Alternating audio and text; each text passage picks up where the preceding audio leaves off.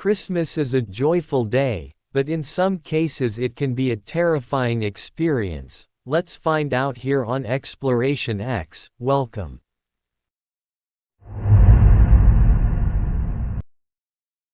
It was around 1 o'clock on Christmas morning when floodwaters first washed across a large swath of farms and cities stretching from Holland to Denmark. The raging torrent swept thousands of people right out of their beds and sent many more scrambling for the relative safety of trees and tall buildings. There they awaited rescue as severe thunderstorms, rain and hail continued to pound the soggy landscape until water levels reached as high as 10 feet (3.1 meters). It wasn't until the next morning that the storm began to weaken before mustering one last violent punch later that afternoon. Some children are disappointed when they tear into a Christmas package and discover a book instead of the latest electronic gadget. But books were exactly what the Library of Congress needed after losing nearly two-thirds of its holdings in the Christmas Eve fire of 1851. After Congress created the library in 1800, its collection inhabited various locations in the Capitol before settling in a 90 by 30 foot (27.4 by 9.1 meter) room in the center of the west front of the building. It was there that an unattended candle nearly torched the place in 1825, but the flames were contained before any serious damage could occur. That might have been a good time for the government to consider fireproofing the place, but, in an epic example of short-sightedness, they decided it was too expensive.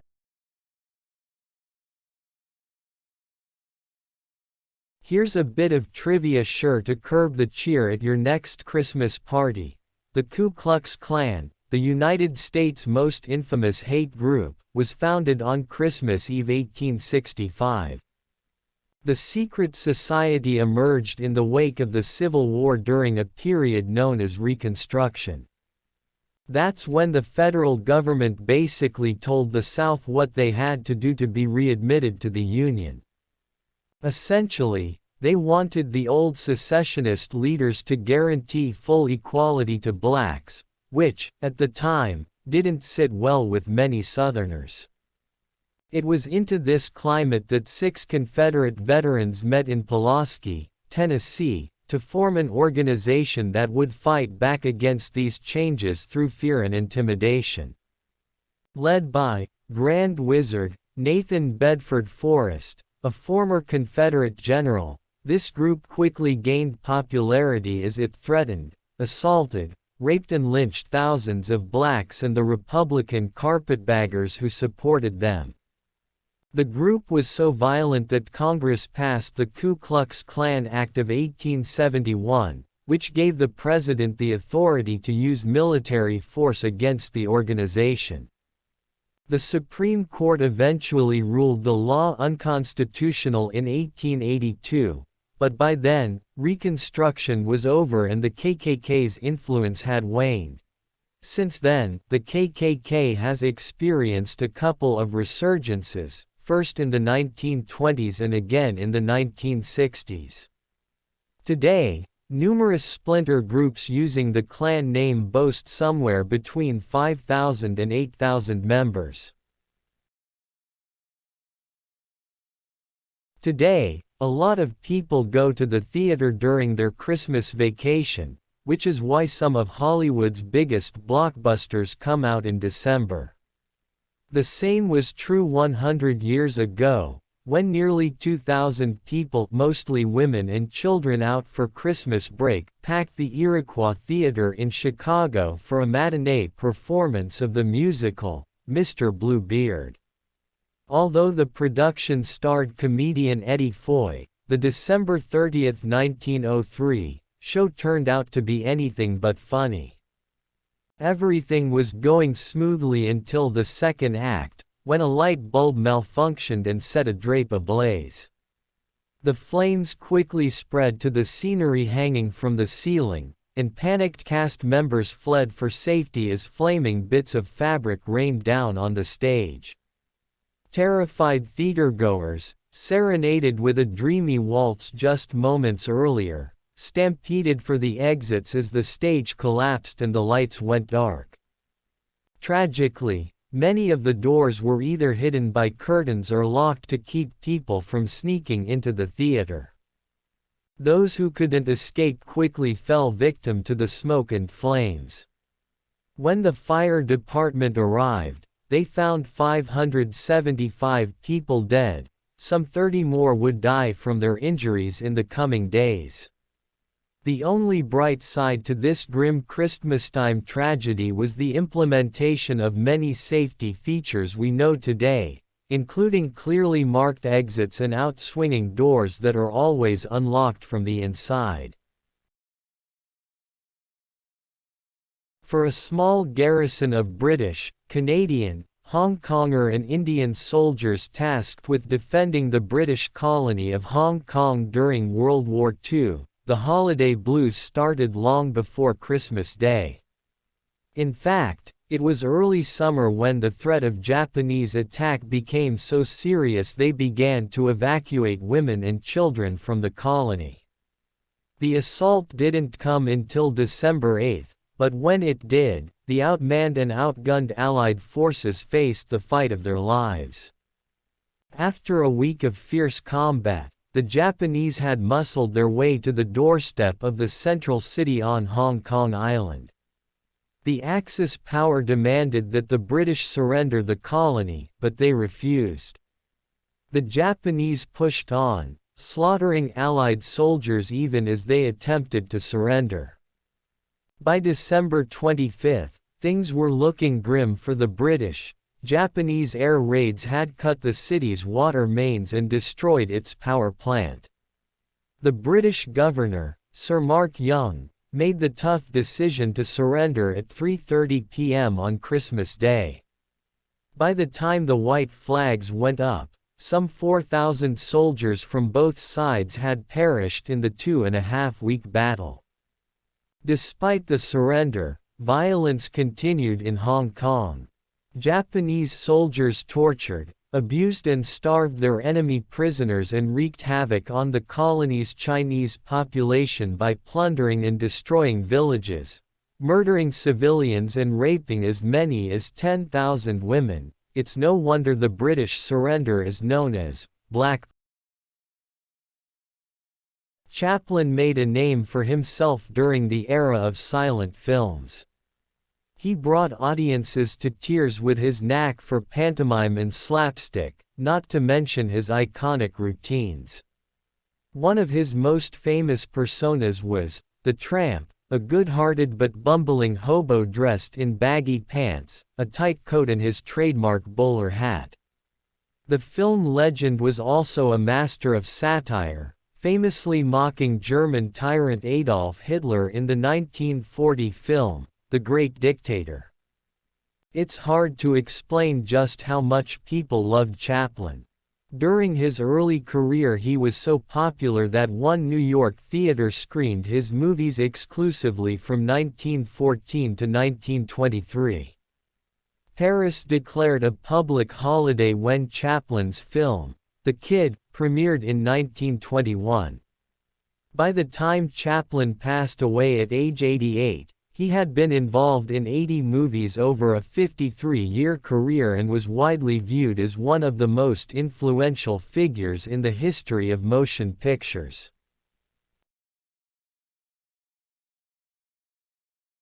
A lot can go wrong when you try to force Christmas on something that isn't inherently Christmas. Why?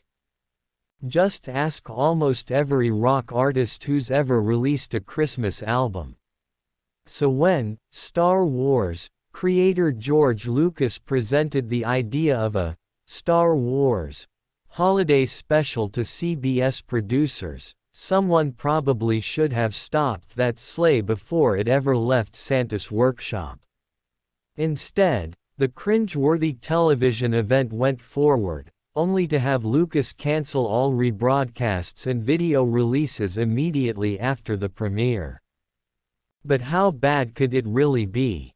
For starters, the plot centered around Chewbacca's family and their celebration of Life Day, a Wookiee holiday that seemed to be based on Thanksgiving or Christmas, though no one seems to know for sure. The three family members, Chewbacca's wife, Malla, father Itchy, and son Lumpy, alienated viewers early on with a 10-minute conversation in Wookiee speak, a series of grunts and howls without subtitles. Rounding out the show was a series of bizarre guest performances, the most uncomfortable of which was an appearance by actress and singer Diahann Carroll, whose scene with Grandpa Itchy was awkwardly sensual for a family program. In the end, the Star Wars Holiday Special was almost universally panned, and both Lucas and the cast seldom speak of it to this day. However, Lucas did say this about the show: "If I had the time and a sledgehammer, I would track down every copy of that show and smash it." When scientists at the European Space Agency launched the Mars Express orbiter in 2003, it carried with it a little package known as the Beagle 2 spacecraft. If everything went well, it would land on Mars and open, appropriately, on Christmas Day. But this Christmas miracle of modern space travel was not to be. Mars Express arrived in the Red Planet's orbit in December 2003. Right on schedule, it released Beagle 2 on December 19, sending the spacecraft hurtling into the planet's atmosphere at 12,400 miles per hour, 20,000 kilometers per hour. A parachute and 3 airbags were installed to break Beagle 2's blistering fall and bring it gently to rest on the Martian landscape. There, 4 solar arrays were supposed to open and expose the radio antenna by which the spacecraft would communicate with Earth. When Beagle 2 failed to make radio contact after its scheduled landing, scientists worried they wouldn't get the Christmas gift they had desperately hoped for. After 5 years of design and development, 6 months of travel, and $65 to $80 million spent, scientists declared it lost on February 6, 2004. Making matters worse, they wouldn't know what truly happened to it for another 12 years. That's when NASA's Mars Reconnaissance Orbiter snapped a photo of the wayward craft, showing that it had indeed landed, but the solar panels didn't deploy properly. On December 26, 2004, a magnitude 9.1 earthquake rocked the bottom of the Indian Ocean off the coast of Indonesia, releasing the energy equivalent of 23,000 Hiroshima-level atomic bombs. If the damage had been contained to the seafloor, it wouldn't have been a big deal. But the powerful quake displaced a tremendous amount of water, sending massive waves of destruction surging toward towns. As tsunami waves measuring no more than a foot (30 centimeters) high swept stealthily across the open ocean, people in surrounding countries went about their daily routines. But soon, strange things began to happen. Some people reported that the ocean was rapidly receding while others heard a roar like a jet engine. As the waves pushed closer to shore, they grew taller, reaching as high as 98 feet (30 meters) before crashing onto homes, cars and people in low-lying areas. Most victims were caught completely off guard because the Indian Ocean region didn't have a tsunami warning system in place. When the waters receded, they left behind 230,000 victims in 15 countries and $14 billion in property damage. Source: Kuhn. It was the deadliest tsunami in recorded. Holiday travel is always a headache, and the relatively recent threat of terrorism has given flyers one more unlikely but horrifying thing to stress about. Luckily for passengers aboard a Christmas Day 2009 flight from Amsterdam to Detroit, Michigan, when these attacks do happen they aren't always successful. The would-be attacker's name was Umar Farouk Abdulmutallab, a 23-year-old Nigerian who attempted to detonate a bomb concealed in his underwear as the plane made its approach into Detroit. Passengers reported hearing a noise like a firecracker, which turned out to be the sound of the bomb as it failed to detonate. Abdulmutallab was nevertheless engulfed in a fireball and flames soon spread to the plane's carpet and walls. Fortunately, passengers were able to subdue the man and extinguish the flames, and the plane landed without further incident. Later investigations determined that Abdulmutallab was radicalized by Yemen-based Islamic cleric Anwar al-Awlaki and sought to carry out the attack in revenge for what he felt was the killing of innocent Muslims by the United States. He remained unrepentant as he faced 8 charges, including attempted use of a weapon of mass destruction and conspiracy to commit an act of terrorism. A judge ultimately sentenced him to life in prison. But best of all, the 289 passengers and crew on that harrowing flight were able to return to their families for the holidays. Thanks for watching.